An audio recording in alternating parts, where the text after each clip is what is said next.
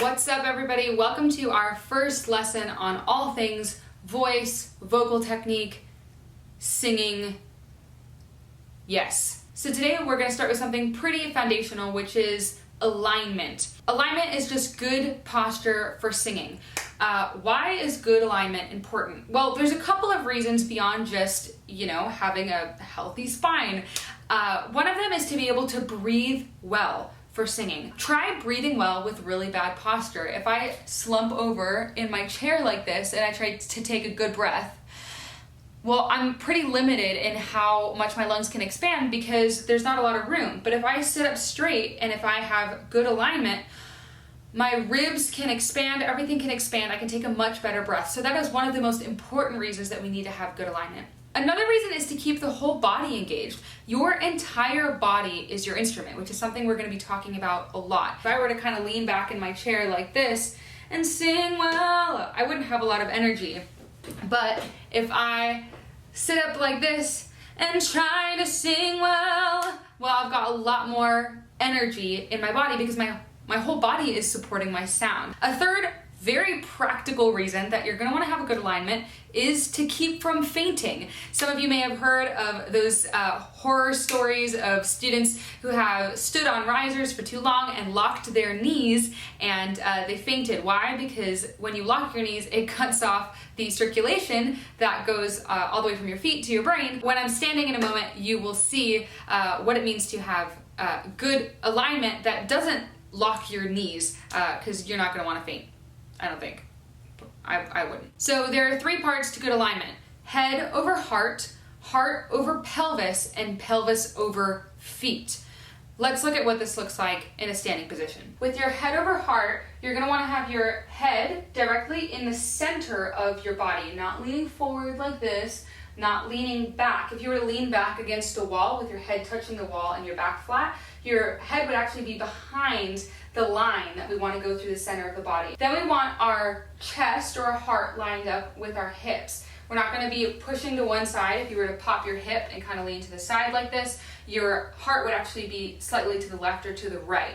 Okay? We don't want to be leaning forward. We don't want to be leaning back. Then we have pelvis over feet. Feet are about shoulder width apart, supporting your weight with knees slightly bent or a little bit soft, okay? When we lock our knees really rigidly, that's where the fainting risk happens.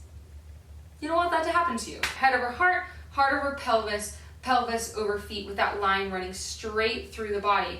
This also applies to a chair. Okay, if you're sitting in a chair, we've got head over heart, heart over pelvis, okay? So that means you're not leaning back in your chair when you're singing, okay?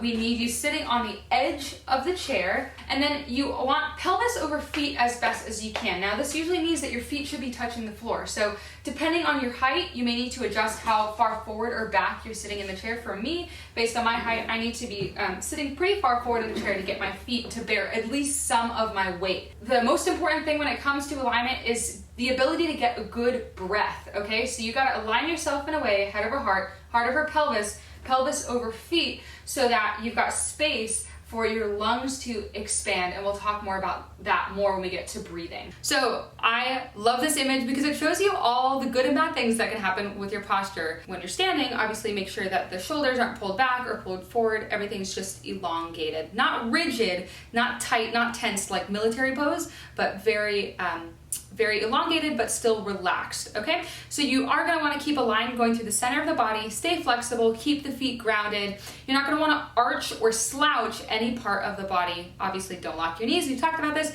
And also don't tighten your abs. This is something that can happen when we try to stand up too straight or tense too many muscles. Everything needs to still stay relaxed. So here's a common scenario that I hear people bring to me.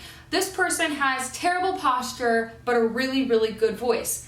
This happens. Good alignment is only one element of vocal technique that contributes to keeping the voice healthy. What good alignment does is it puts less pressure on the voice.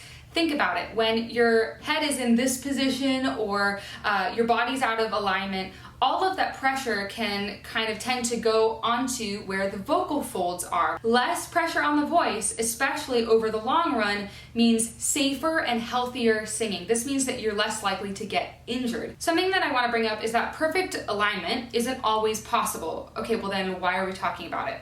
I always think of characters, especially in the theater world, who are singing, and as they're singing, they're dying, and they're in this position that obviously is not head over heart, heart over pelvis, pelvis over feet. You can be flexible. You can put your body into different positions that are required for different roles, or whatever the demands of the singing job are. Just don't compromise breath. Think about alignment as connected to the breath. That is the most important thing. So here's a little video. I'm holding. Okay, so you can see that his head is quite far forward from his body. He sounds amazing. But over the long period of time, over years, a position like this is just going to take extra toll on his voice. That's something that, is good to think about, making sure that your head is not jutting forward, but is in line with the heart. And this is my favorite video to illustrate alignment ever. This is Pink. I love this video so much. Okay, so this is really funny because obviously it's like feet over pelvis, pelvis over heart. But look, she's keeping her whole body in line. Even as she's flying through the air, her head is totally lined up with her heart. And even as she's spinning, she's keeping her body totally in line.